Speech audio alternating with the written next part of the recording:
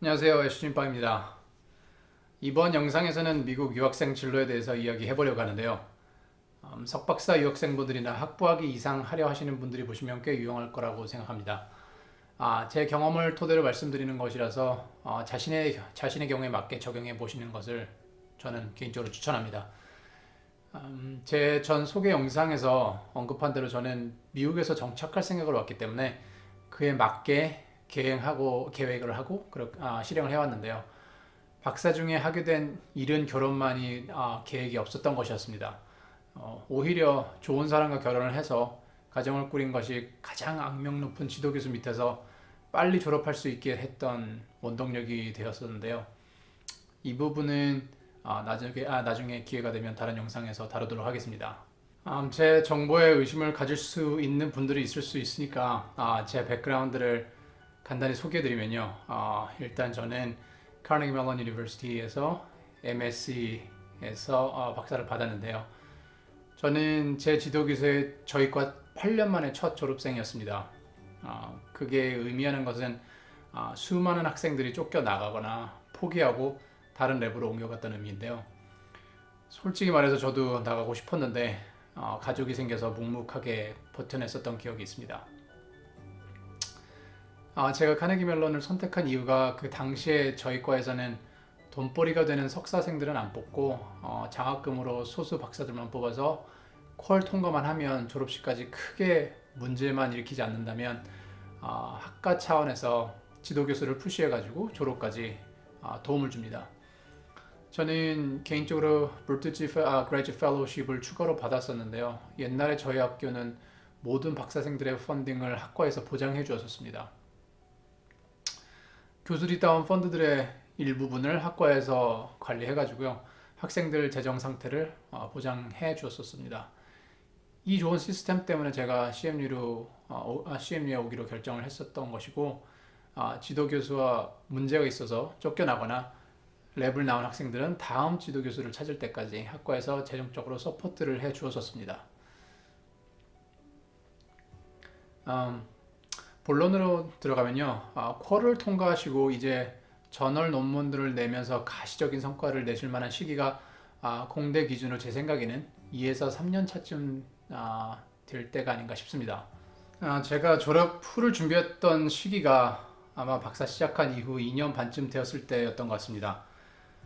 일단 그때까지의 제 성과가 1저자로 Nature Nanotech 한 편 있었고요. Advanced Materials 한 편 있었고 Advanced Functional Materials 한 편 있었고 마지막으로 Scripta Materialia 한 편이 있었습니다. 2저자로는 Advanced Functional Materials 한 편이 있었고요. 3저자로는 Advanced Materials의 한 편이 있었습니다. 특허 신청도 한 건이 들어가 있긴 했었는데요. 나중에 한 사실이지만 제가 나중에 졸업을 하고 지도교수가 특허에 자기 이름만 넣어서 제가 많이 열받았던 기억이 있습니다. 제가 그건 어떻게 할 수 없는 상태이고요. 박사 졸업 기간을 3년 반 이내로 제가 목표를 잡고 있었기 때문에 그리고 미국에서 교수를 하려는 생각이 있었습니다. 그래서 저널에 낸 추가 논문들이 리뷰 중인 한 2년 9개월쯤이 된 시점에 관심이 있는 다른 학교 포닥 자리를 알아보기 시작했었습니다. 근데 이때부터는 굉장히 많이 부지런해야 됩니다. 저널 논문도 써야 하고요. 졸업 논문도 쓰면서 저 같은 경우는 임신과 출산을 한 와이프도 챙겨야 했고 집에 들어와서는 밤에 육아도 병행해야 했었습니다. 아직도 밤늦게 들어와서 와이프의 임신으로 불룩해진 배 크림 마사지를 꾸벅꾸벅 졸면서 했었던 기억도 있고요. 아이가 새벽에 울 때 벌떡 일어나야 했던 일들이 아직도 선명합니다. 저는 이때 최대한 인맥을 사용했습니다. 학과장 포함해서요. 제 논문 커뮤니티 멤버들한테 다른 학교에 있는 친한 교수들의 정보를 얻어서요. 제가 CV를 첨부를 해서 이메일을 다 돌렸고요. 개인적인 이메일 추천을 부탁했었습니다. 결국에는 제가 개인적으로 연락한 랩들에서 디펜스 2개월 전에 포덕 오퍼를 받긴 했는데요. 그래도 꽤 유용했다고 저는 생각합니다. 한 군데는 스탠포드 재력과에서 다른 하나는 UC 샌디에고 기획과에서 받았었는데요. 일단 이렇게 갈 곳이 생기면 스트레스가 줄어듭니다. 다 아시겠지만요. 하지만 저는 가족이 있었기 때문에 다른 옵션도 필요했었습니다. 와이프가 일을 하고는 있었는데요. 그땐 그걸로 충분하지 않다고 생각했었거든요. 그런데 미국 교수 생각만 하다가 미국 회사 지원을 일찍 시도하지 못해가지고 좀 걱정을 했었는데 그때도 커미티 멤버 인맥을 사용했었습니다. 물론 한국 회사 삼성이나 LG 같은 곳에 오퍼는 이미 받은 상태였었는데요. 각 교수들하고 면담을 해서 어떤 회사건 연락이 오면 나를 추천해 달라고 요청을 했었습니다. 기본적으로 자신을 커뮤니티 멤버들이 좋게 보고 있다는 인상을 받으시면요, 이런 접근이 아주 효율적이라고 저는 생각합니다. 저희 학교에는 회사들이 와서 텍톡을 하면서 학생들에게 CV를 받아서 하이어링 프로세스를 진행하곤 했었는데요. 이때 텍톡을 하는 하이어링 매니저가 학과에 아는 교수들에게 연락을 하는 경우가 되게 많았고요. 커뮤니티 멤버들이 저를 추천해서 그 자리에 텍톡 전에 면접을 보았었습니다. 그 다음에 바로 온사이트 인터뷰 스케줄을 했었고 최종적으로 오퍼를 받았는데요. 되게 재밌게도 이 모든 일이 한 달 만에 일어났었습니다.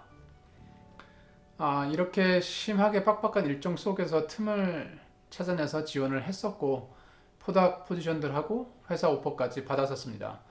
와이프하고 의논을 해서 제 미래를 한 살짜리 아기에게 맡겨서 결국 회사로 오게 되긴 했는데요. 나쁜 결정은 아니었다고 개인적으로 생각을 합니다. 어떻게 했냐면 회사 이름이 적힌 종이하고 포닥 학교가 적힌 학교를 놓고 아이가 선택하는 곳으로 가겠다고 했었는데 되게 재밌게도 세 번의 기회에서 아기가 전부 회사 이름 종이 쪽으로 기어가서 결국 회사로 오게 된 것이었습니다. 농담이 아니고요. 와이프하고 같이 했었거든요. 근데 여기가 끝이 아니었습니다. 그래도 저는 미국 교수를 해볼 생각이 있었어서 회사 다니다가 지원을 해볼 생각이었었는데요. 이건 결국 실수였다고 결론을 지었지만요. 1, 2년 안에 지원해볼 생각이었는데 맘 편히 지원하려고 NIW를 통해서 영주권까지 신청했었습니다. 이 영주권 신청은 이미 디펜스 전부터 준비를 하고 있었고요.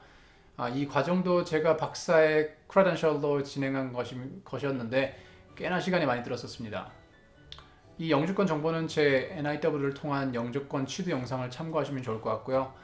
결국 신청 후 6개월 만에 영주권이 나왔고 결국 모든 것이 거의 계획대로 진행되었던 기억이 있습니다. 지금 제가 말씀드린 것들은 미국 정착이 목표이신 분들께 꽤나 유용할 것이라 생각을 하고요. 저는 아놀드 슈왈츠제네거 같이 플랜 B 없이 플랜 A에 올인을 해서 사는 것을 굉장히 두려워합니다. 그럴 능력도 안 되고요. 그래서 전 늘 플랜 B, C, D 할 수 있다면 최대한 다 시도해보는 편입니다. 사람이 어떻게 될지 모르기 때문에 그렇고요. 제 생각에 미국에서 석박사를 하셨다면 취업과 영주권 취득은 개인적으로 어렵지 않다고 생각을 합니다. 현 행정부 밑에서는 좀 더 어려워졌다고는 하는데요. 석박사들에겐 어느 정도 이해가 되는 부분이 아닌가 싶습니다. 석박사 유학의 끝은 크게 별로 다르지 않습니다. 회사 아니면 뭐 교수, 포닥이겠죠. 물론 창업하신 분들도 있습니다. 제가 존경하는 분들이죠. 중요한 건 선택지는 똑같은데요. 어떻게 전략을 세우느냐에 따라서 후의 결과는 많이 다를 수 있다는 것을 아실 것이라고 생각합니다. 목표가 무엇이 되었건 간에 주어진 선택지 안에서 많이 고민하시다 보면 방법은 많이 있습니다. 저는 그 중에서 일부분에 대한 정보를 전해드린 거고요. 미리미리 잘 준비하셔서 졸업 후에 원하시는 대로 풀리시기를 기원하도록 하겠습니다. 감사합니다.